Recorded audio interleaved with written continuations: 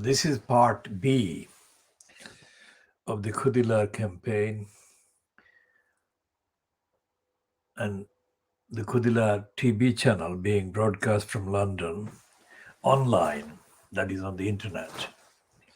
And this time is 1540 hours GMT, which corresponds to 3:50 p.m. in London local time, or 1540 hours UK time.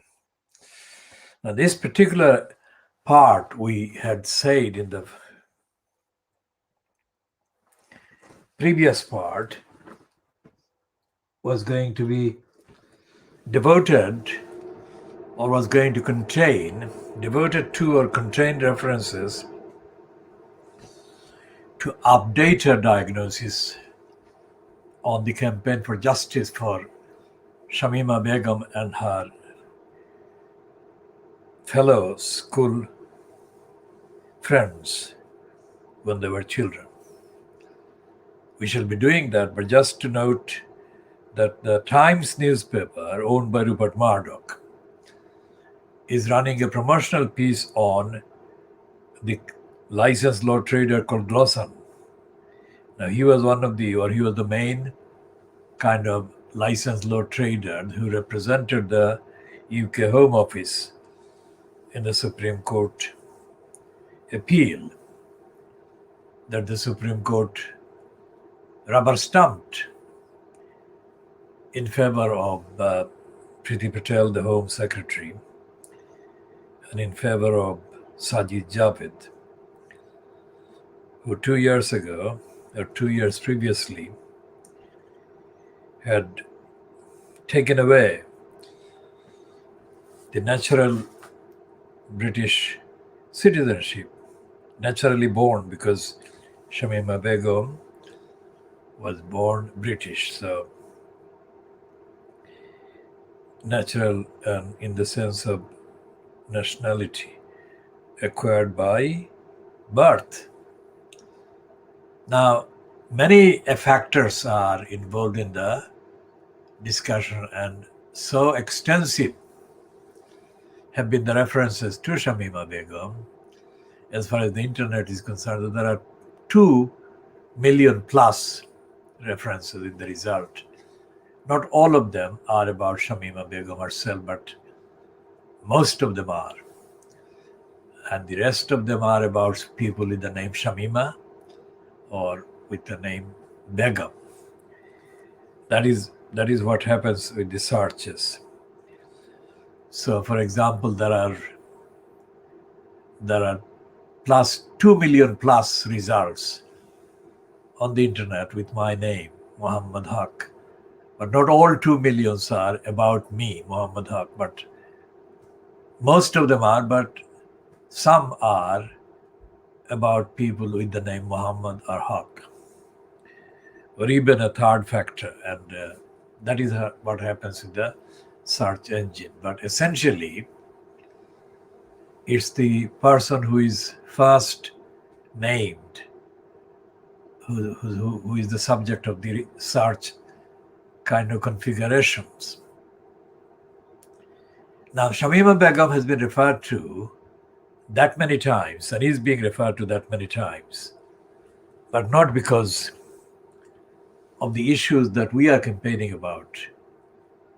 That is to say, the betrayal by Tower Hamlets Council of the rights of the children, the 4 children that were reported to have crossed into Syria under the Tower Hamlets Council's legal duties under safeguarding children. Now, today's Times newspaper has run the story about Jonathan Glosson, I think. Let's see what his first name is.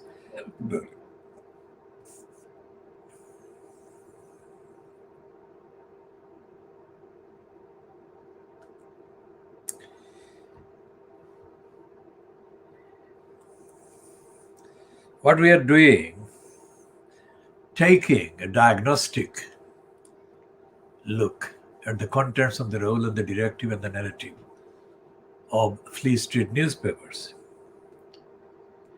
And that is something that we are doing as world exclusive. No other channel, either on the internet or on the terrestrial or on satellite, has ever done what we do. We have been doing for months now.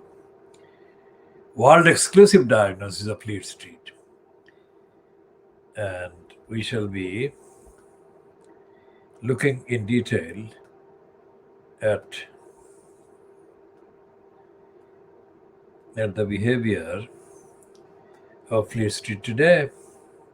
Now here is the Times website, Times London website, which is running this promotion. Lawyer of the Week, Jonathan Glasson, QC, who acted for the government in the Shamima Begum citizenship case in the Supreme Court. That's the result. That's the heading. And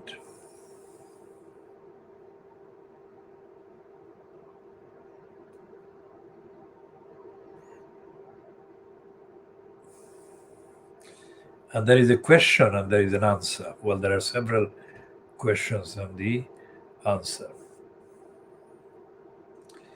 And these questions we shall access in full and post as part of the Khoodeelaar Diagnosis of Fleet Street. But let's this first question. The answer is not there because the item is paywalled. We have the subscription, but that will take a bit of time to get to the subscribed part. What were the main issues in this case is the question. And the answer is the fundamental issue was how to balance Begum's right to a fair hearing with the protection of the public.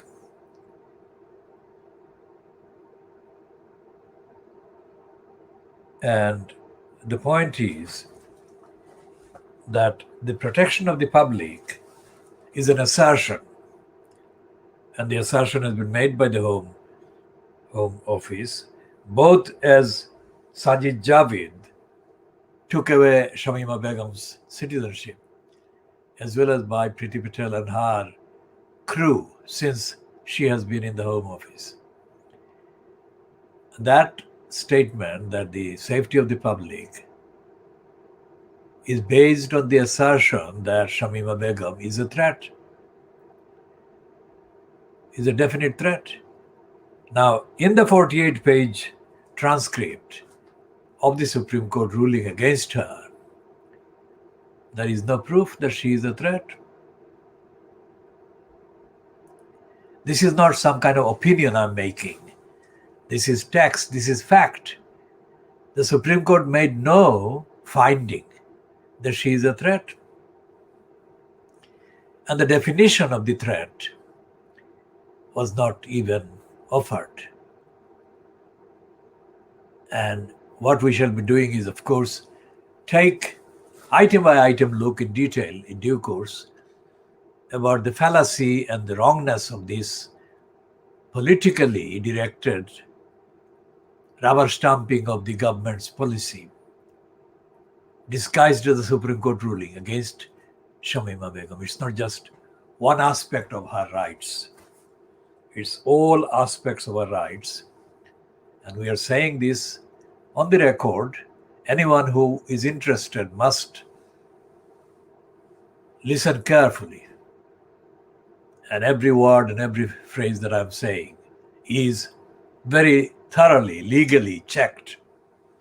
Constitutionally legally, internationally legally, and of course otherwise, what is called the rights as defined by the framework called the Magna Carta.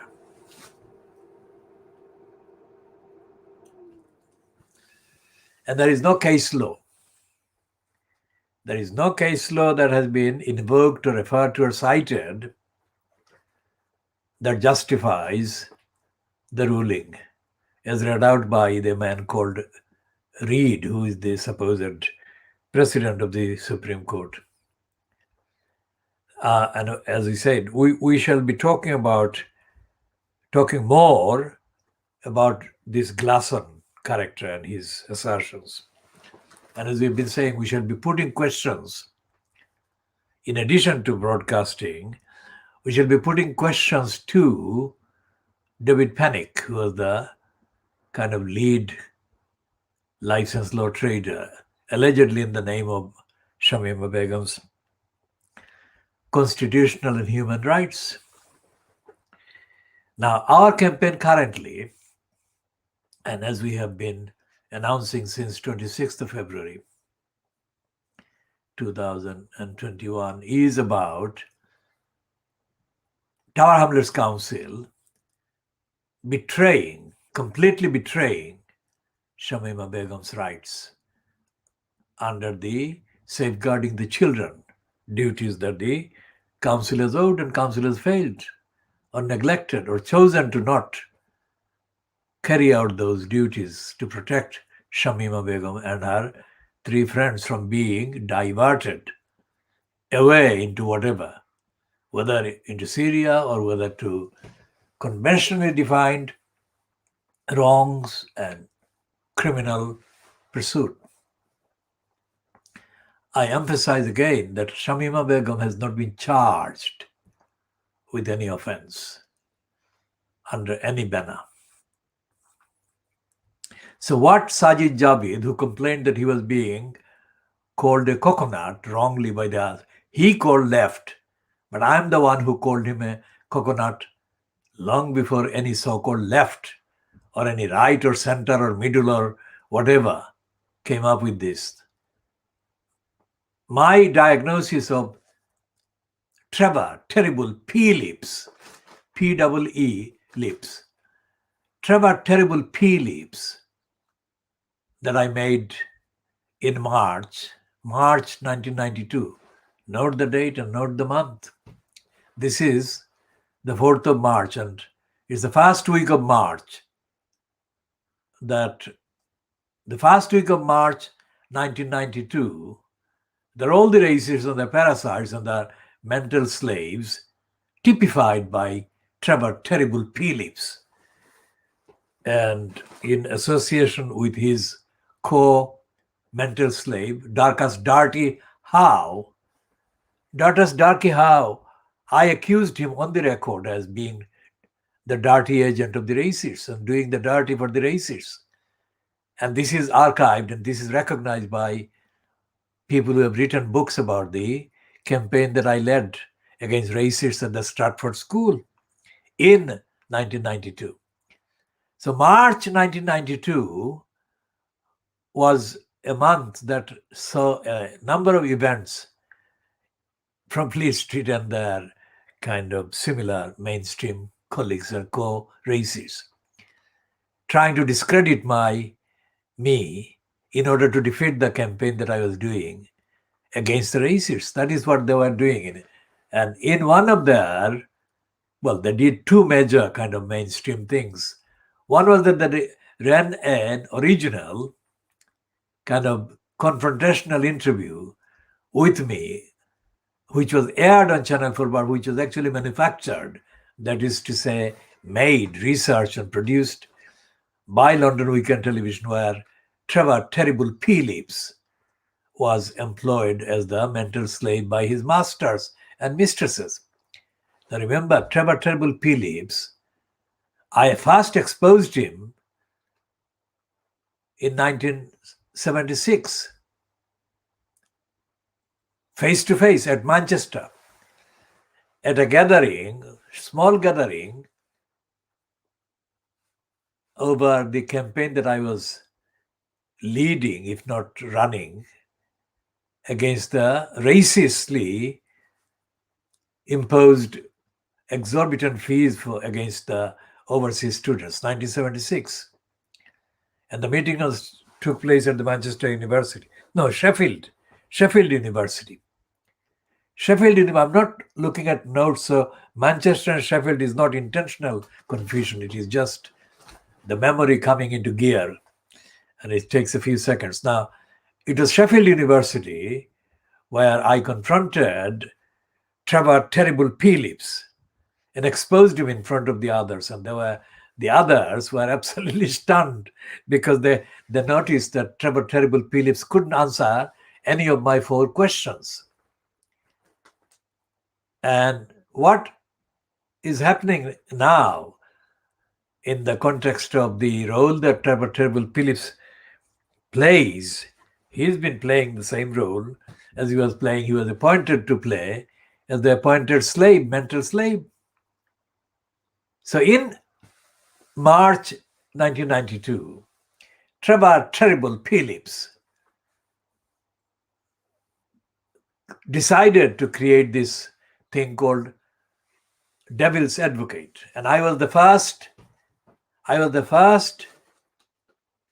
person to be featured in the first issue or edition of the Devil's Advocate. And the devil was, of course, the Darkus Howe, who was a absolutely proven, embarrassingly proven idiot. Because what he did was, he was in collusion with Freak Dondi. Now, Freak Dondi has got another name called Farooq Dondi, but he's a freak.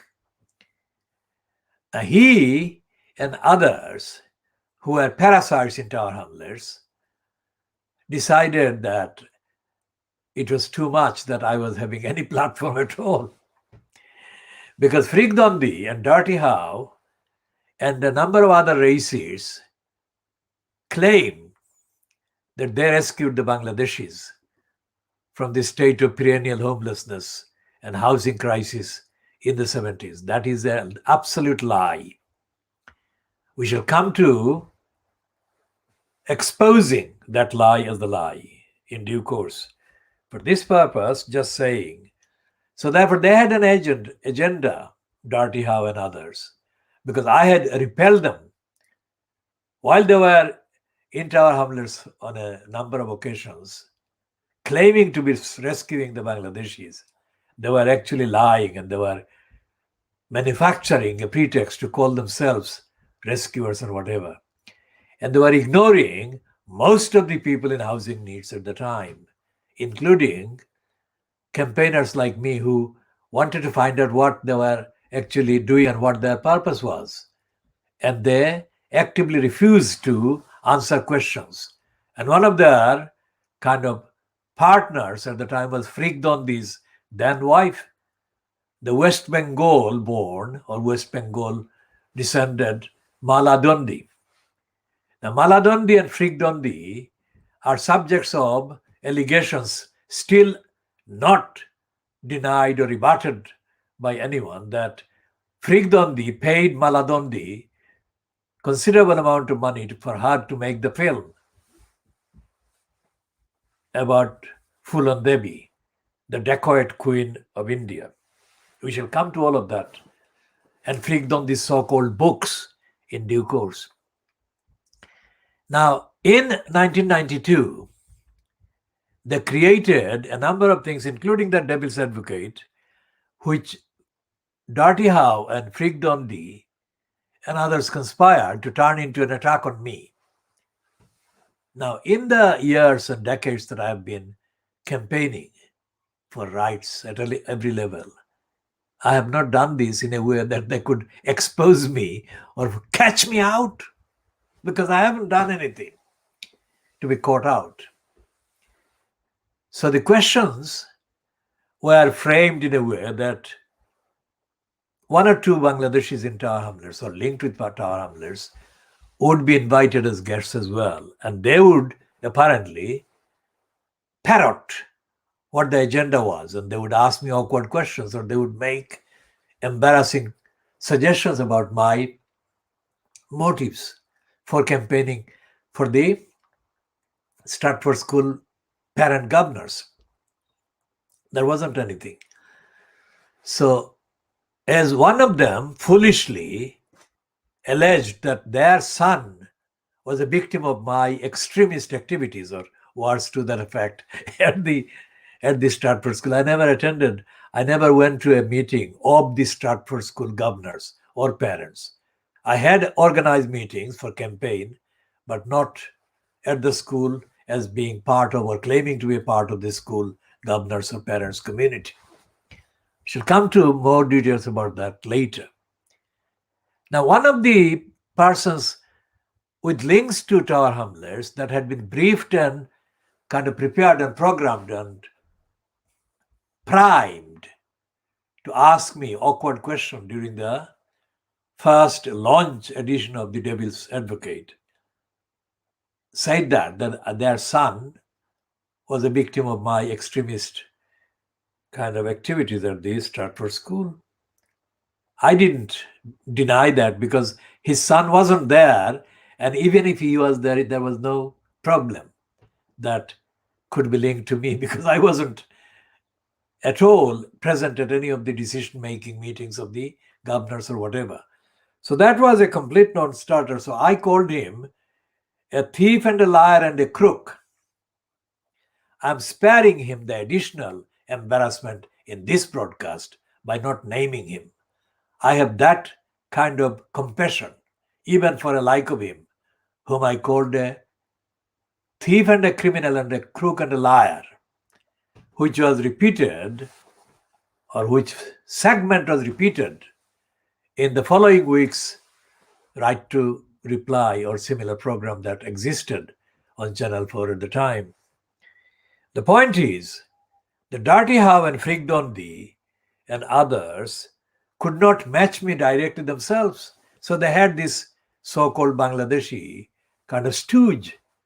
But the stooge, they couldn't find anyone who could actually tell the truth and discredit anything I was doing. They couldn't. So what is happening now? What is happening now is that not that individual, but similar ones. In fact, that individual is connected in a strange way with that other person in 1992 who was used as a stooge by the Dirty How and Trevor Phillips and Frigged on the et al. This guy has circulated something today. He's a known kind of promoter of Luthuraman in Tower Hamlets. And they have circulated, including on WhatsApp, a claim that those of us who are campaigning for scrapping the elected mayor post in Tower Hamlets have got the wrong motivation. We are wrongly motivated and we are not. We are a few people and we should not be listened to. And the good people of Tower Hamlets must stick to supporting the mayor system. Now, this individual was actually a supporter of the Crossrail attack on the community, along with the other person.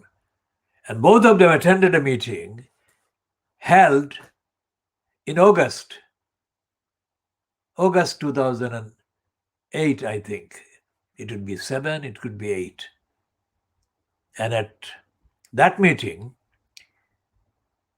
both of them were in fact condemned by supporters of the Khoodeelaar campaign, who called them Mirzafars, the traitors, these two individuals.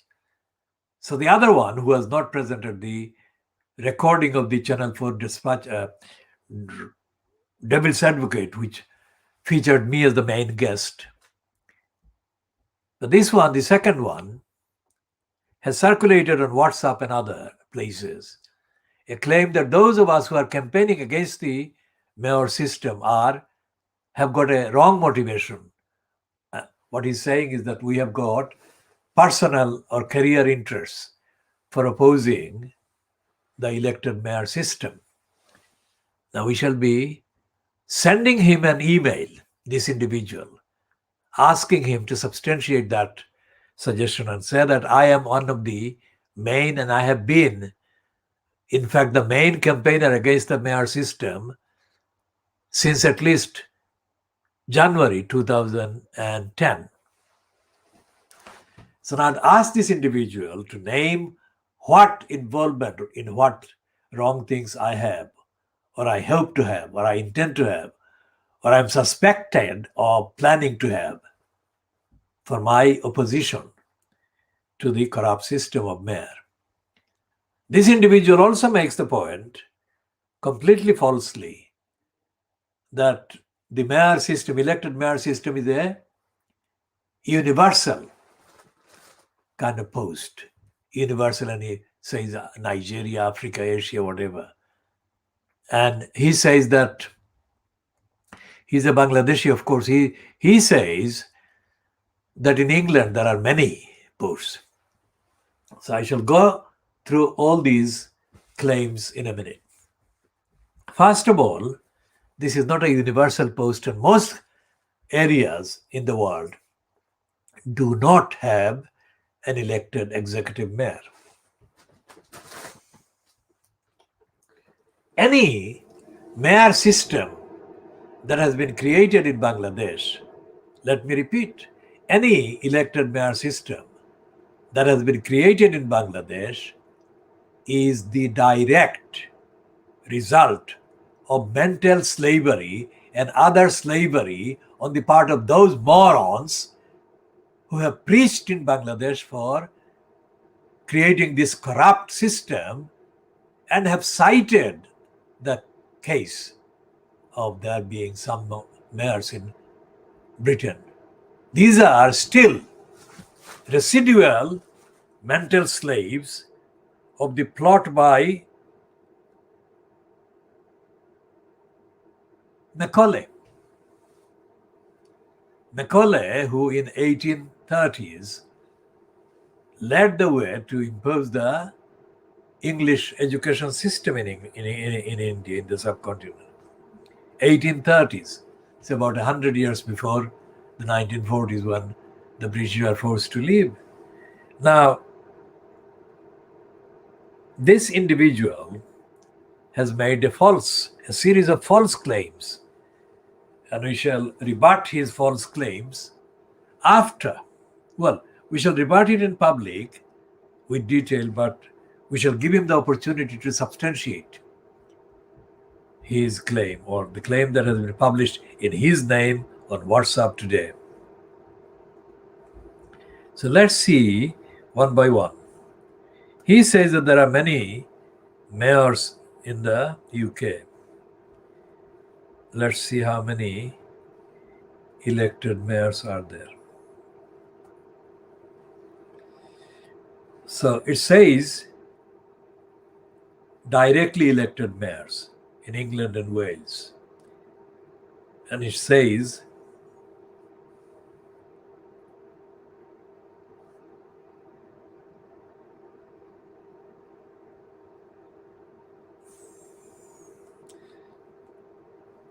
the list of mayors, and I'm reading this. The list of mayors has got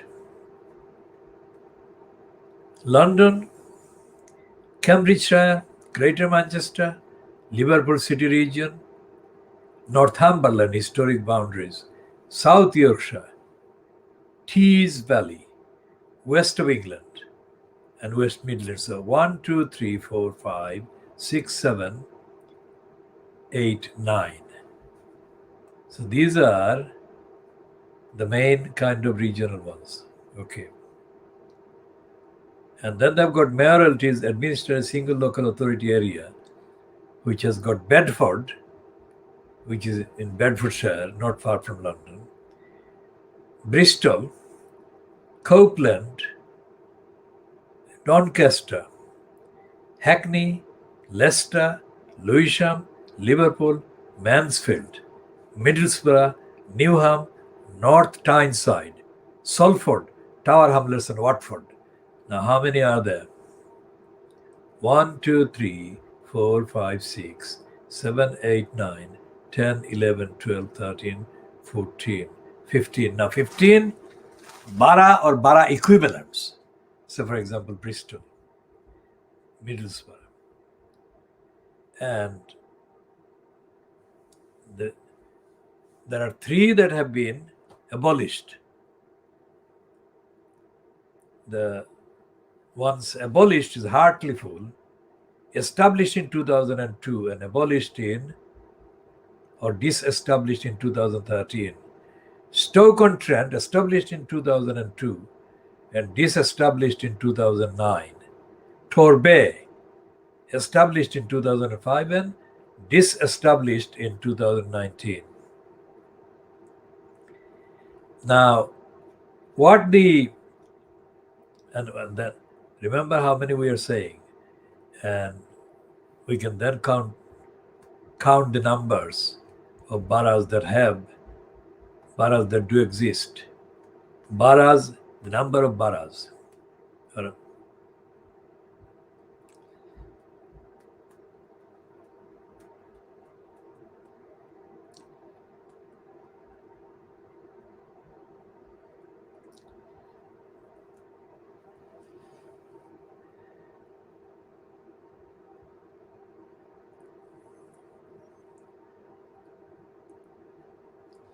So, the pattern of local government in England is complex. So, we shall have to kind of brief and concise so that anyone who is viewing this and is not familiar with the complexity can understand the basic facts that we are asserting.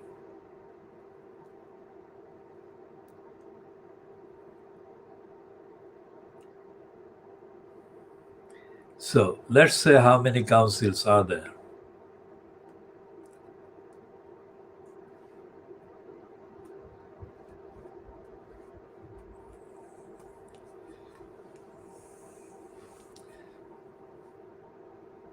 There are 404 unitary upper and second tier councils in the UK. And that includes 25 county councils, 188 district councils, and 191 unitary councils. Now, if you look at the number of councils that have the directly elected mayors, and you can see that 404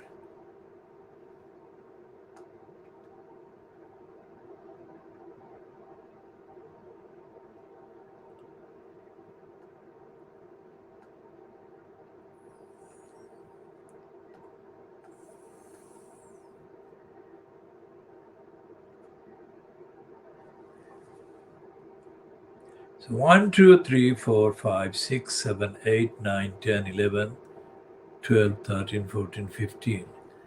15 out of 191 unitary authorities. 15 out of 191.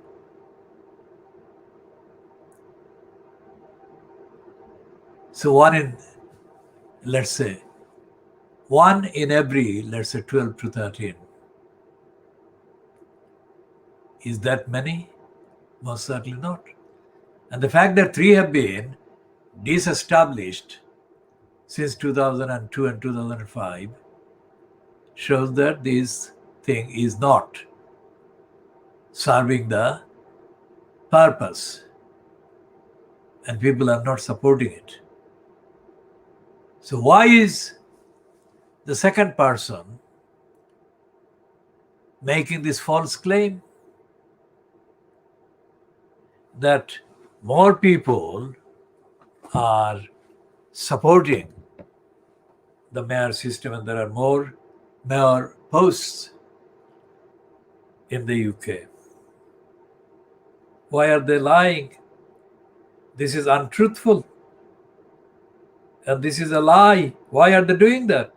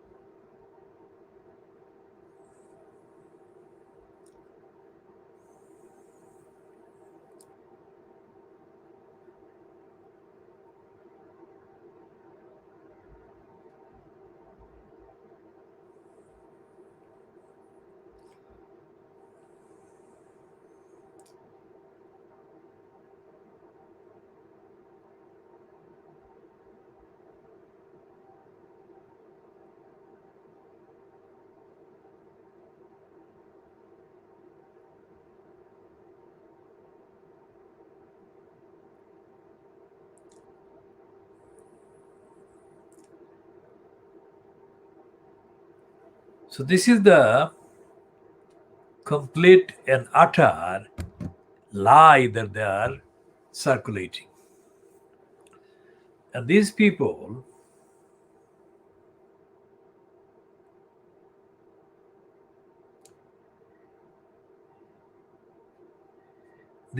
are actually among those who backed the corrupt administration of Lutfur Rahman. And we shall look at that corrupt administration of Lutfur Rahman as found by Richard Morey. Now there are 12 results on Lutfur Rahman on the main portal about court cases, main court cases, and the one about Lutfur Rahman dated the 23rd of April 2015 is number 4 on the list. And the election commissioner, Richard Morey, lists the following: Andrew Arlam, Debbie Simon, Azmal Hussain, and Angela Moffat. And the defendants or respondents as Mohammed Lutfur Rahman and John S. Williams, returning officer. And there are lists of licensed law traders. This one is on the 23rd of April 2015. And just the introductory paragraph or clause or yes. 22nd of May 2014 was election day throughout the United Kingdom. There was a nationwide election for members of the European Parliament. Many local authorities had council elections and a few local authorities had mayoral elections. The London Borough of Tower Hamlets had all three. While undoubtedly making practical sense to hold all the relevant elections on the same day, conducting 3 simultaneous polls necessarily presented considerable challenge for returning officers, both in ensuring that polling proceeded in an orderly and lawful manner, and in arranging for 3 different sets of ballots to be correctly counted. And that is the general introduction. And then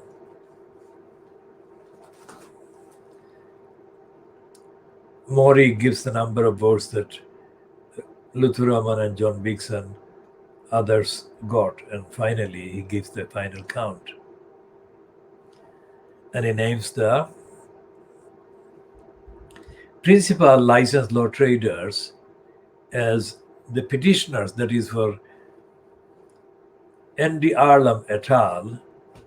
It was Francis Hoare. Hoare is not spelled as W-H-O-R-E, but Hoare is spelled as H-O-A-R. The pronunciation is Hoare, but the spelling is very different indeed. The first respondent, that is Lutfur Rahman, was represented by Duncan Penny, QC. And the second respondent, that is John S. Williams, was represented by Timothy Straker, QC. And Richard Morey, in the style of the insiders, says, I trust both leading counsel, that is Duncan Penny and Timothy Straker. He doesn't mention Francis Hoare because Hoare at that date does not have a QC attached to him. I trust both leading counsel will forgive me if I do not repeat QC on each occasion I mention them in the remainder of this judgment. So this is an insider style.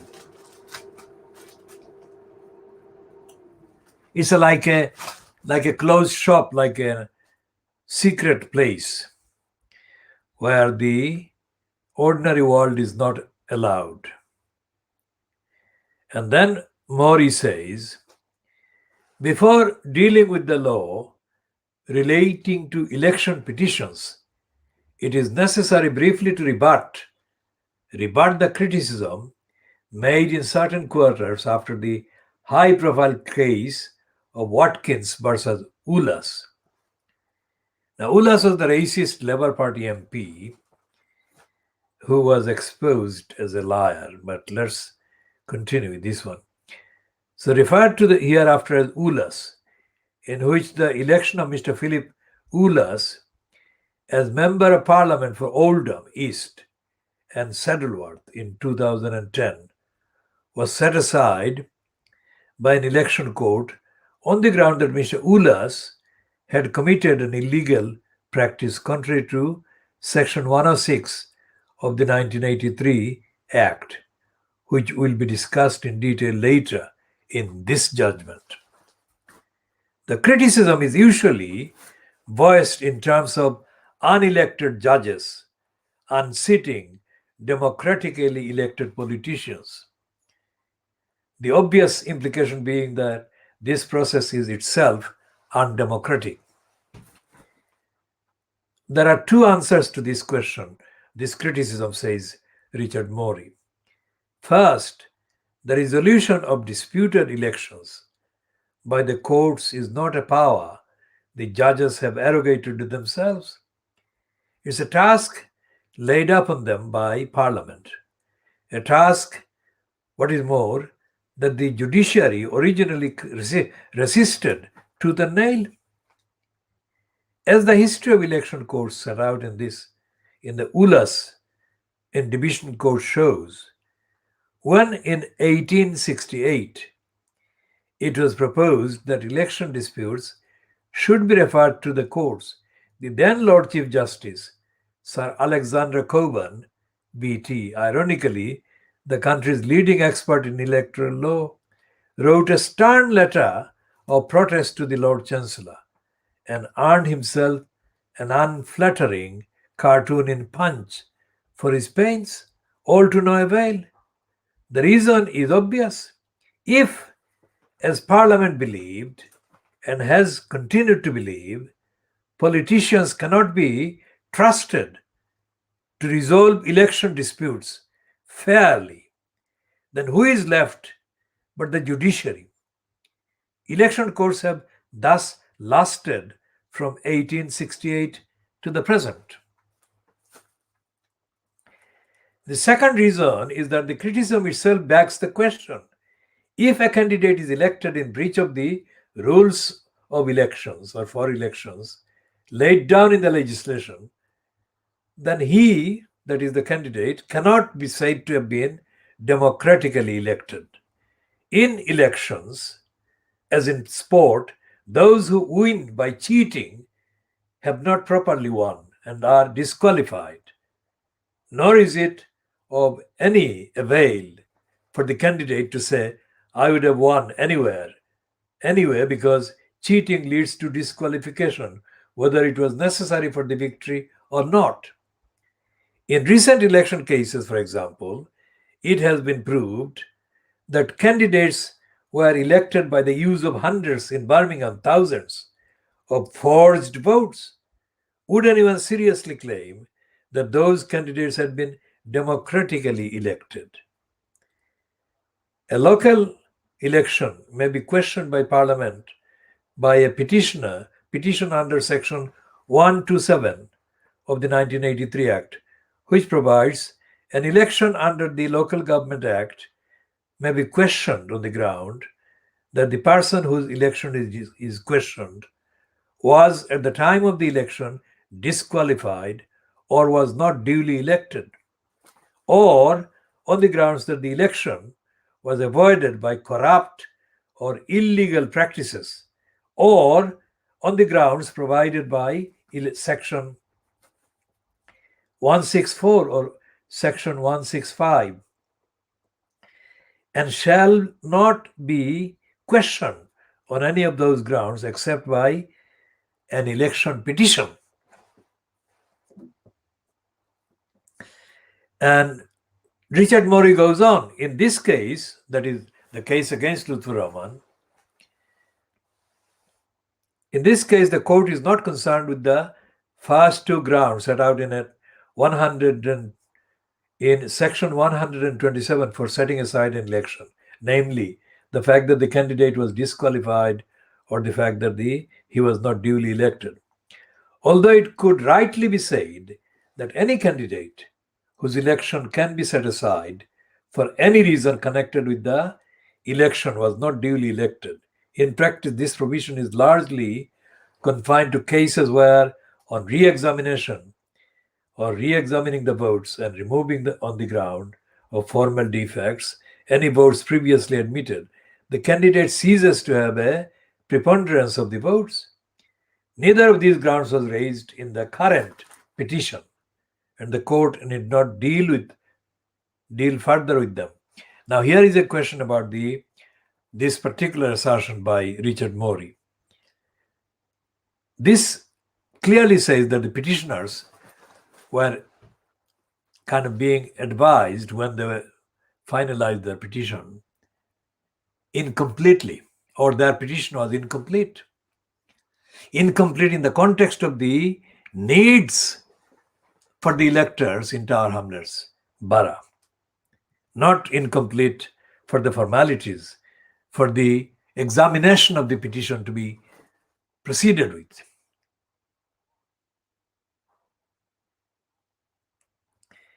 And here is the main assertion by Morey.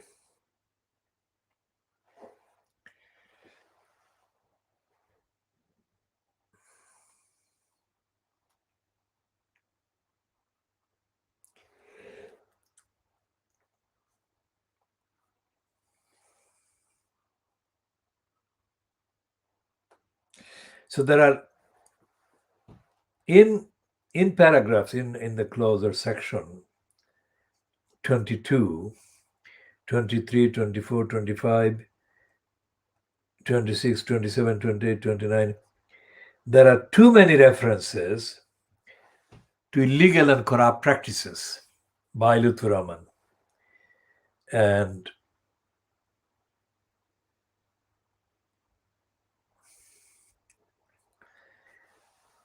Morey summarizes the process of the election commission. The court, that is the election court, determines that the candidate has, by himself or his agents, been guilty of corrupt or illegal practices. And this runs throughout the whole Morey ruling, and who says that Lutfur Rahman was ousted or ordered to be ousted and considered ousted from that post because of corrupt and illegal practices. That is the, and it has got how many? This Richard Morey has got, it is taking quite a bit to get to the end. He has got 686 paragraphs or clauses in the ruling. And there are notes, the number of notes there are 72 notes. So what we are saying is that whoever is saying that our current campaign against the mayor system is, quote, some people making the claim or asking people not to vote for the mayor system to continue, but for scrapping it, is linked with the wrong motivation on our part. Now we say to those people who are circulating such an assertion to prove it or to withdraw it completely.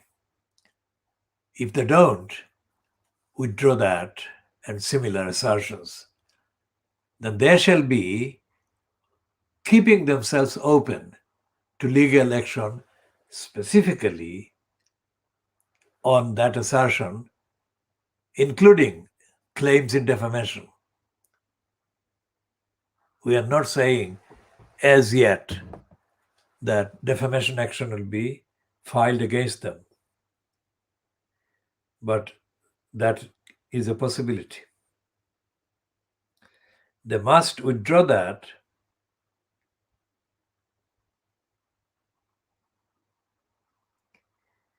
and apologize for making such an untruthful and offensive and irresponsible, damaging claim. The other thing is that there is a list of things that the Tower Hamlets Council actually did. And these people who are circulating this claim supporting the mayor system are saying that these are all to do with the fact that there was a mayor in post, elected mayor in post. That is absurd and utter lie. None of those things, whatever those were to be treated or are to be treated as exclusive favors being done by Lutfur Rahman to the community. Not at all. And there is no list anywhere. There is no list anywhere of any policy by any council or any decision by any council that can only be made by a mayor and not made by the council democratically functioning without a mayor. So any action or decision or policy the Tower Hamlets Council had as a council in place during the period of October 2010 and 23rd of April 2015 could have been done by the council without being fronted by a mayor. And that is a fact. And whoever is circulating these lies, pack of lies, must withdraw that and all similar claims. As I said, we shall be talking more against the mayor system in due course, and we shall be continuing to do that by sending an email to this individual and giving them the benefit of the doubt and giving them the benefit of being protected from notoriety and disgrace because of their disgraceful and notorious kind of assertion. We are being kind to them. Now, moving back to Shamima Begum and the campaign for justice for Shamima Begum, again concerns Tower Hamlets Council. And our council from the beginning, our campaign from the beginning is and has been, in this context, in this part, about establishing Shamima Begum's and her friends' rights against the Tower Hamlets Council's wrong, negligent, incompetent, biased, unfit for purpose, and racist or prejudiced behavior. In the context of their duties, the council's duties as required by the safeguarding children duties, obligations in place about the council's behavior and duties. They've got other safeguarding duties, including safeguarding duties about adults. But in this context, we're talking about safeguarding children duties. And as I said yesterday, even Ofsted, these are bureaucratic institutions and organizations. Even Ofsted, which is very tame and very kind of lazy, even Ofsted was unable to drop out of the reference the fact that Tower Hamlets Council had failed, significantly failed its safeguarding duties, not about Shamima Begum, but about generally. So that's the background, kind of solid background of evidence that is not created by us, the campaigners, but by even a government agency called Ofsted. And they found that Tower Hamlets Council has failed its safeguarding duties. And in their report published in March, again this is March anniversary, March 2017, Ofsted effectively named Rachel Saunders. Rachel Saunders was John Biggs's cabinet front for committing affront against the duties that the council was under. And the details are online, accessible, available about what the Ofsted said against Rachel Saunders. So there is a kind of pattern on the part of Tower Hamlets Council in failing and neglecting duties. And what we have to do is to ask these people who are circulating this pack of lies for the mayor system to answer questions about Shamima Begum. And we shall be publishing the exact details of what we asked them, but not in this instance, because what we are going to do is to write the letter, send it by email, and then give them a certain amount of time in which to reply and justify. Local councils like Tower Hamlets Council and other councils in London are essentially, the starting point is they're essentially negligent, dysfunctioning, corrupt, and dishonest, and are negligent of most of their duties for which they get public money. The problem arises with the component of election. That is to say, the elected councillors on all these councils are the ones that actually either volunteer or are kind of initiators of wrongdoing, or are kind of recruited by wrongdoers in control of the leadership, so-called, or the decisions that are made in the name of the given councils. And that is what is happening.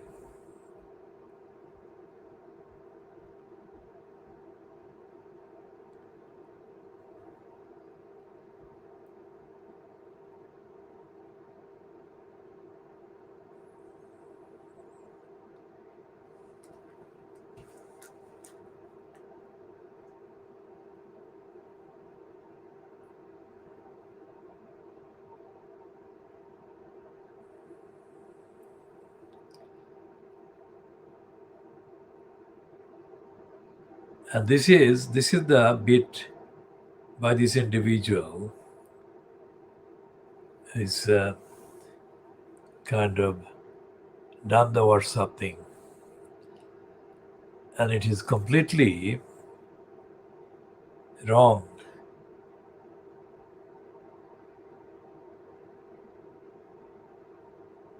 And it's complete lie, because mayor ব্যর্থ হলে জনগণ ব্যালটের মাধ্যমে তাকে বিদায় দিবেন. What ballot is that supposed to be? The only ballot that is allowed is one that is protracted, that is takes years to put in place. It's not just like saying that let's vote against the mayor. It's a completely false message, and it's a pack of lies.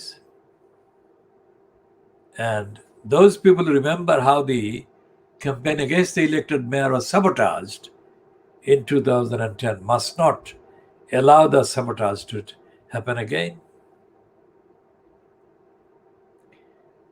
As I have said on the evidence, the time of Lutfur Rahman, which is not the subject of the election petition that Richard Murray chaired, the time of Lutfur Rahman in the post, let's say from October 2010 until he was ousted by Richard Murray on the 23rd of April 2015, It was not subject. The time of Luther Roman in post was not subject to any Janagoner vote. Never. And this individual who has published this pack of lies was one of the Janagon that was absolutely sickly stuck to the corrupt facade of the elected mayor throughout the whole 5 years. So it's not a fantasy, it is actually the reality. Let's see what the facts say in the news. In the news archives that I'm accessing just now,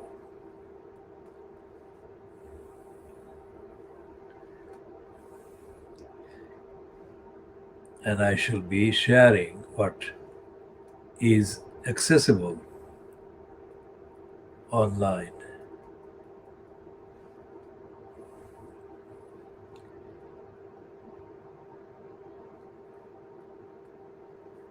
So there are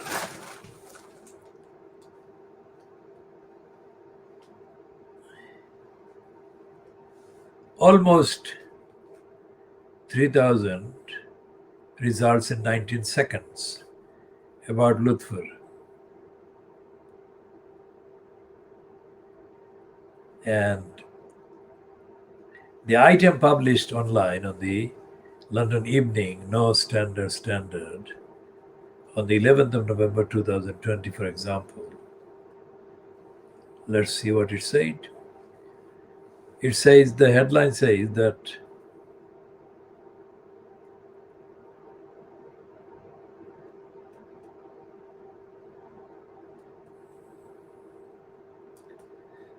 it actually is what it said on the 11th of November 2020 that Luther Rahman had been removed because of fraud under its disgraced former mayor Luther Rahman, and it was a disgraced former mayor Luther Rahman. This individual in Tower Hamlets, who has done the WhatsApp circulation, appears to have never heard of these. So this is a pack of lies.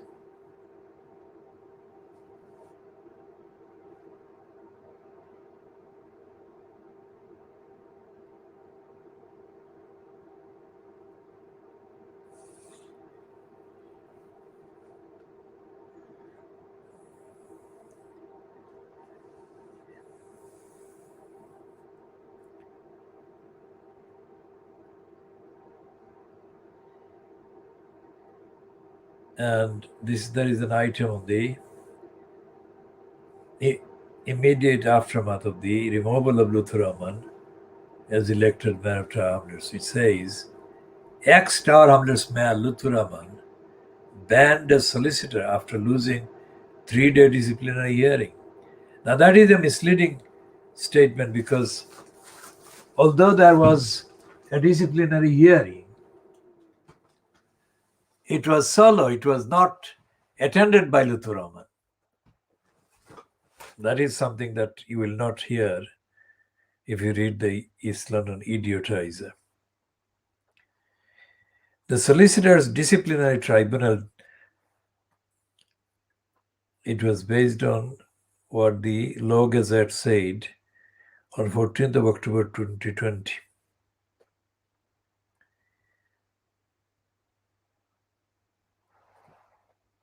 Let's see what this Law Gazette says.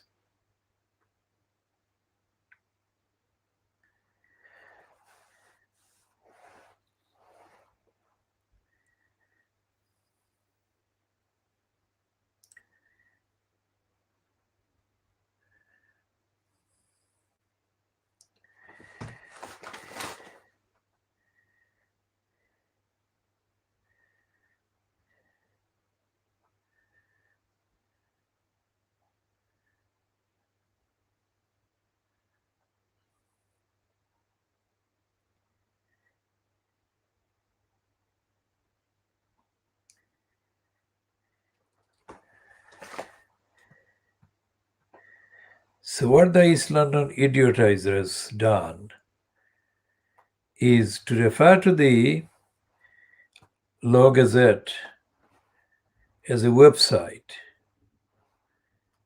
but not a link about Lutheraman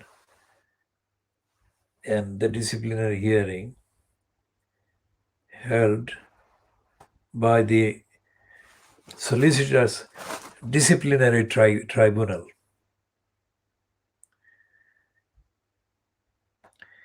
And so there are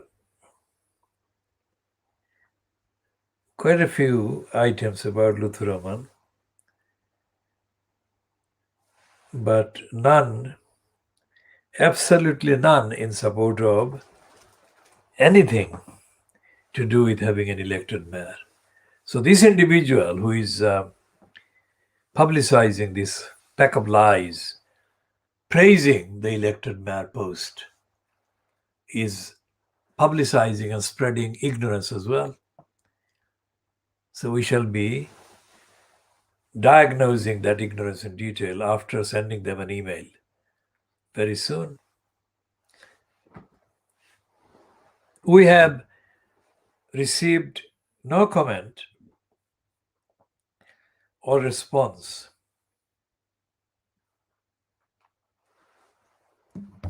after we refer to the corrupt mayor post many times in this program, because we asked and we ask again, anyone who supports the idea of a corrupt mayor post as a good thing must,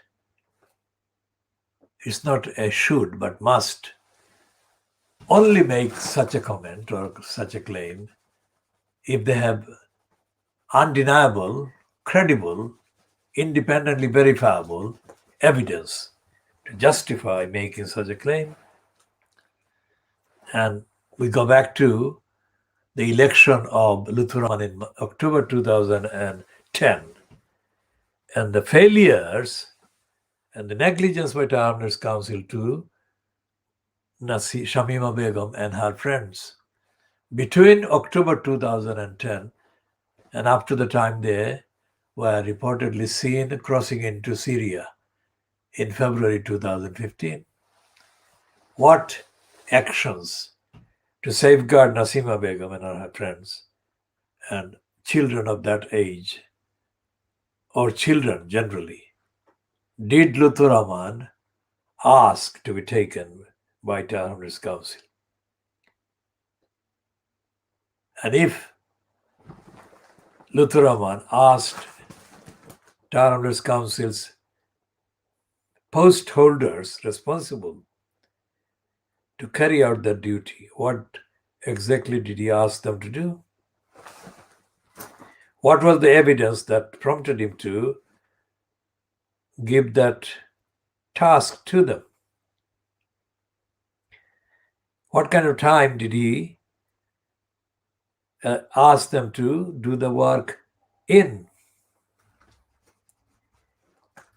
Remember what we have been saying about the complex of buildings, also known as the London Muslim Centre on the Whitechapel Road, which houses the East London Mosque and the London Muslim Centre, and has the main de facto operational headquarters of a thing called the Islamic Forum of Europe, which is widely recognized as being a de facto extension of a political party and a movement in Bangladesh. Although the identifiable individuals connected with the Islamic Forum deny such link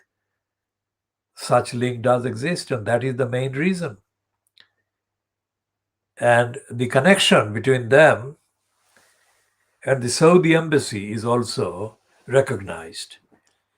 Although the Saudis are described as the Wahhabis, that is a distraction from the actual activities. Because the ordinary exercise of democracy by the Musallis is banned by the people who control the East London mosques machine. And that is entirely to do with the Saudi embassy and the Saudi control of the mosques activities. Now, why that is has never been explained, but that is the fact.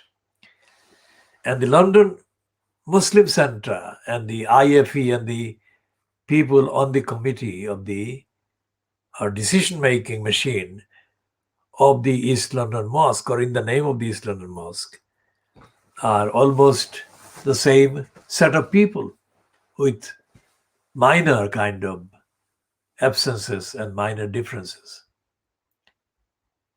And in the years that these three have existed in the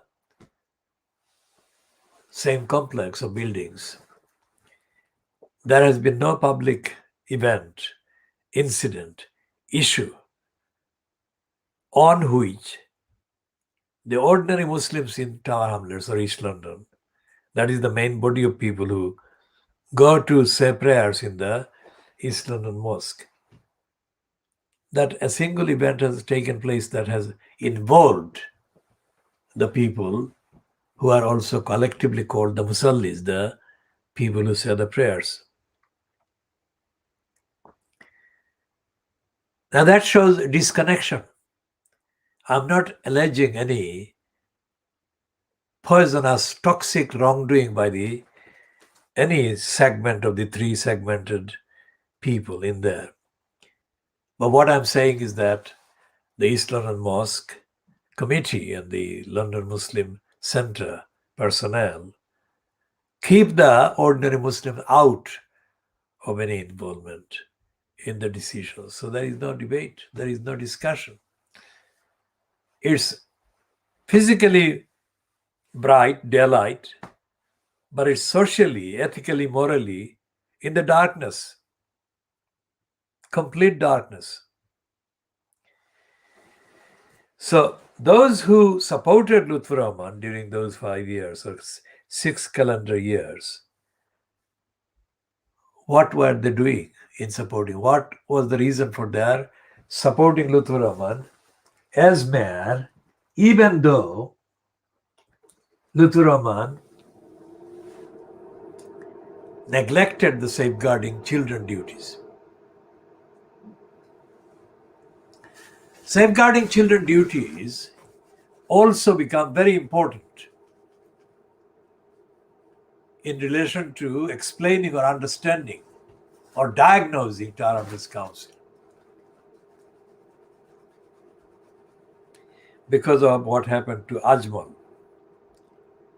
Now, Ajmal Ahmad, I think, was murdered by fellow Bangladeshis at the Langdon Park School, or fellow Bangladeshis linked with the Langdon Park School in 2013.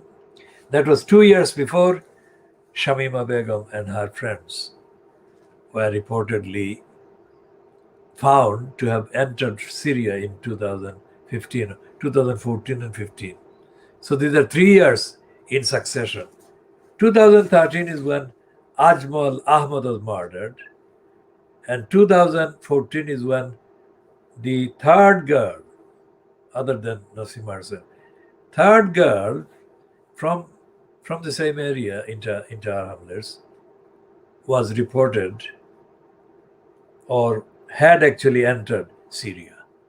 The fact that she had already entered Syria came to light in the public context afterwards, especially after Shamima Begum and her friends were reported to have entered Syria.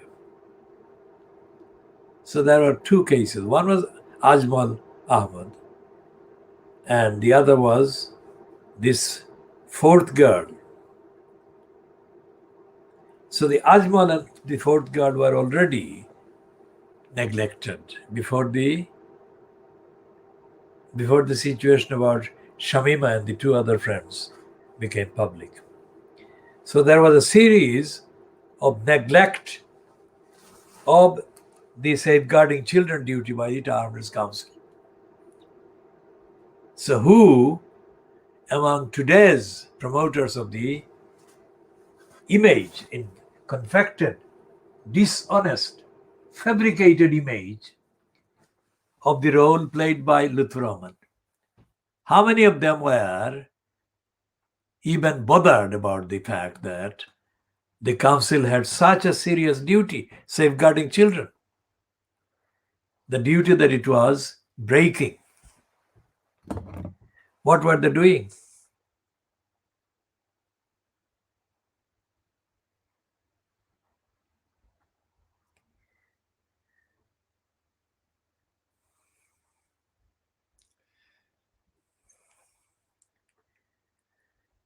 Did